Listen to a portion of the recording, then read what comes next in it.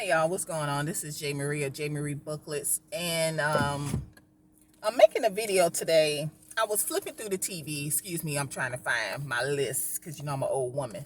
I had a birthday yesterday, but I was flipping through the TV and it landed on a channel, and they were on the news and one of the cable news networks, and it was talking about how nurses and doctors are quitting medicine, leaving nursing, all that good stuff.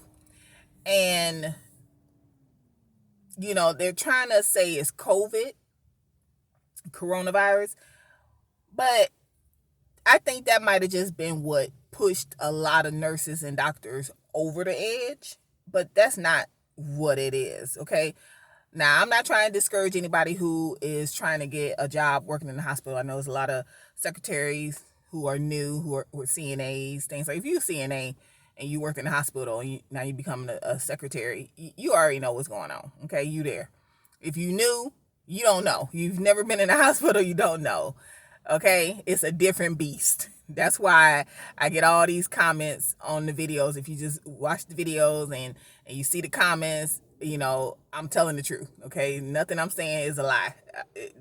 Working in a hospital is its own beast. Okay, but there are a lot of reasons, and I'm not discounting that. That is the coronavirus. I think it just what pushed people over the edge. Doctors, nurses, CNAs, HUCs, everybody is already at the edge. Okay, unless you like fresh new, then you don't understand, but you will get there. Okay, you will get there. But it's a lot of things, and I think to me personally, I think it's like 6 reasons why people are leaving the medical field. Doctors, nurses, people are quitting. One is because of the hours. So, depending on where you work, you can work 8 hours, 5 days a week. You can work 12 hours, 3 days a week. There's always opportunity for overtime. Like if you struggling, you go work at a hospital because they always need help. So you can make your money. Like I've always spoken about for 2 years, I think it was 2 years in a row, down here in South Florida in the season, because we have season and then we have where it's no season, like it's dead. So like during the summer here in Florida, South Florida, is dead. And you be lucky. I mean, you be lucky if you get your 40 hours.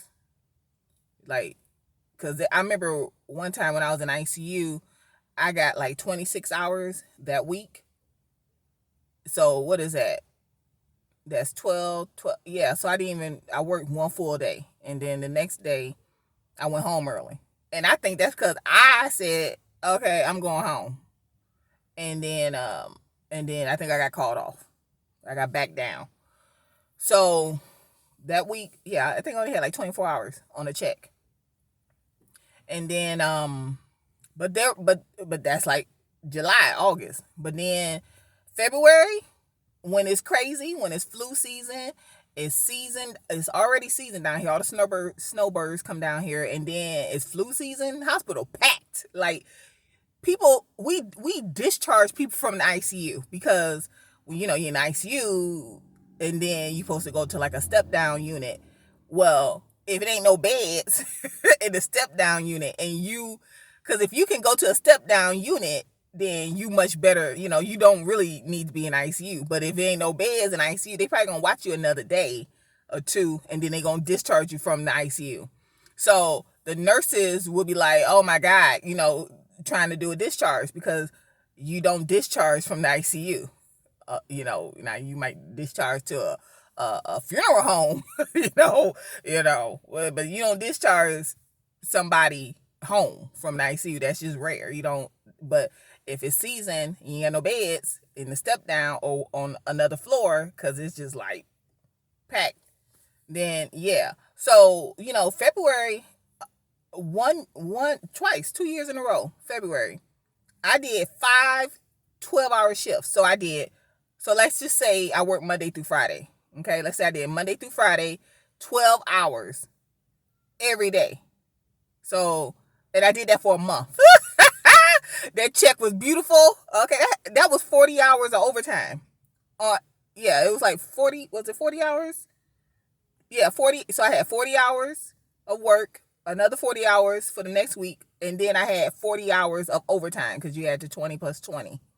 So I had each week I had 20 hours of overtime. So 40 hours of overtime, one paycheck, and then 40 hours of you couldn't tell me nothing, okay? Nobody could tell me nothing. But because you can make money. I mean, you can go in there and you can clean up and during season, or it's always the money is always there. If it's just working your regular hours, pick up a day here, because me and the one girl, we would switch. So one week I will work an extra day because it's 7 days, because I work 3 days, she worked 3 days, and then that 7th day we would rotate. So one week I would get it, and the other week she would get it, and that's how we always kept the unit staffed, just between me and her for day shift. And then night shift, they okay, I'm like, okay, and they be like, can you stay late? No, because they ain't had no secretary. Can you stay? No. Why I want to stay to 9? Are you crazy? And so it's always hours to get, and you get stressed in, and that's just regular. So now you got a pandemic. So what you think is going on? So if people are stressed already, so in season, so like down here during like October, November, December, January, February, March, okay, then all the snowbirds, I guess they call each other and they all go back up north because it didn't empty out. Okay, it empty. Sometimes it might go to May a little bit, but then it just nothing. Okay, but first we ain't had no bed. Like this week we ain't had no beds. Next week they all call each other and go home, and they all go back up, and then we have like the hospital empty. It's like it's that's just how it is down here, and so you always can get hours, but you struggling before a pandemic. So now you got a pandemic. You got people, you got staff who don't want to work on the corona floor, don't want to be around corona. They got pre-existing, they stressed, and yeah. So that's already there. So it was already there before a pandemic. Then you got the bullying. Nurses bully each other. Nurses eat their own. I mean, I heard that. I've seen that. You got a preceptor, and then they want to haze. Nurses want to haze new nurses. CNAs want to haze new CNAs. Secretaries want to haze new secretaries. Like, what is this? Like, you don't haze nobody, okay? And then you wonder why you can't keep nobody. That's why these hospitals can't keep nobody, because the staff is hazing each other. Okay, like you're hazing the new people. I'm the wrong person to haze. I tell you that much, because I give it to you. But anyway, so they bullying each other. They bullying the staff, and then you wonder why you can't keep nobody, or why people don't want to float to your floor and work on your floor, because the floor is horrible. The nurses, the staff is horrible. If you get hired for a floor, like to work on a specific unit, and you can't keep nobody there because you bullying your staff is bullying the new people, what you think they're gonna do to somebody that float over there? Like what do you think? What do you think they just gonna be? No, they gonna bully them too and do all that and play all them games with them too. So and that's the main reason why units can't keep staff, because it's all that. It's probably got some hazing going on, some bullying going on. And then the third is you got abusive family, you got abusive patients. Like I don't deal with none of that, because I used to tell them, in the ICU, I said, because I would open the door because it was a locked unit, and I would tell them, I said, that family right there gonna be trouble. No, you just mean, you're mean. And then the teenage, because we had this situation, I'll never forget that. And the family was just, the man, he ended up, because anyway, so I was done with them, because I worked the weekends, And I had came in, so they were already there when I got there. So like that Saturday, so I worked like Friday, Saturday, Sunday. By Saturday afternoon, I was done with them. Okay, I was done. Cause I swear to God, I ain't never known a family run in and out the unit in my entire life. All I was doing all day was pushing the button, open the door, and let them in. I need a wrist the wrist y'all know what I'm talking about, like the splinter. I need a, because all day with them. I was done with them by Saturday, and when it was all said and done, a teenage boy, because they was there for a while, it was all this drama. Teenage boy cussing out the charge nurse. How a teenager cussing out the charge nurse? How a child cussing out an adult, and they had to take it.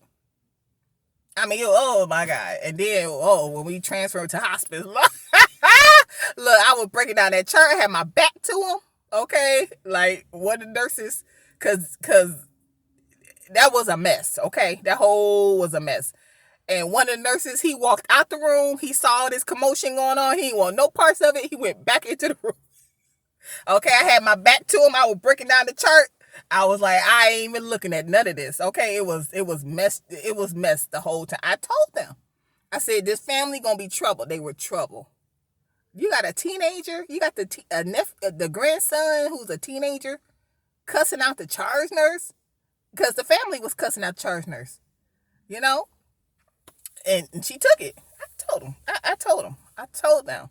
They were standing there with the door open because they running in and out the unit, talking about the staff. I'm like, okay, let me think. I heard you say my name. Okay. Hey, that dough. Okay. But anyway, but I told them. So you got abusive family, you got abusive patients. I mean, I don't know how many. I remember the one charge nurse got attacked. That was the one I talked about, the daughters. And the daughters was, and then the father, but he had a brain, situation. So, but he still attacked the nurse, So staff get attacked. Staff get abused. So not only do you have the hours and being stressed in, you have bullying, harassment from your coworkers. You have abusive family and patients. Now you got, with the pandemic, you have not enough equipment, not enough PPE. So you already don't have enough staff, okay? And then now you don't have enough PPE. You got people who don't want to work or can't work around, people who might have COVID. You might have a COVID unit. People who are high risk, people who have little children, people, got, grandmama at the house. People you can't have them around. And then on top of that, you have a vaccine that I was so surprised. Somebody told me, now this person wear a mask in the car with a shield, and in the drive-through, like they put your mask on. They, like you go drive-through, get some food, and put your mask on. They might, they like, that's, and they said they ain't taking no vaccine. I was like, well, I guess, because and they're going to require. I made a video a while ago asking, will you take the vaccine? And the person who said it, it was like, no, and they in the medical field, they were like, no. And they said, I had to quit because I'm not taking the vaccine because it hasn't been out. It hasn't been tested. Okay? And I was shocked they said that because, they with the, put your mask on. Like they don't get, I was shocked when they said that. But they was like, it hasn't been tested long. So, but what you think is going to happen? They're like, I had to quit because they're not taking it. And these hospitals going to try to make you take the vaccine. They want the frontliners. They want the police, the firefighters, the nurses to take the vaccine. So I want to see this all play out because I'm like, it's not just one thing. It's not just the pandemic. I think the pandemic has exposed a lot, and the hospital who was already, the staff who was already stressed in, we know how hospitals are. Okay, come on, like we know. This pandemic just exposed it. It just exposed it. That's all it did. Yeah, I don't think it has anything to do with because of the pandemic people are quitting.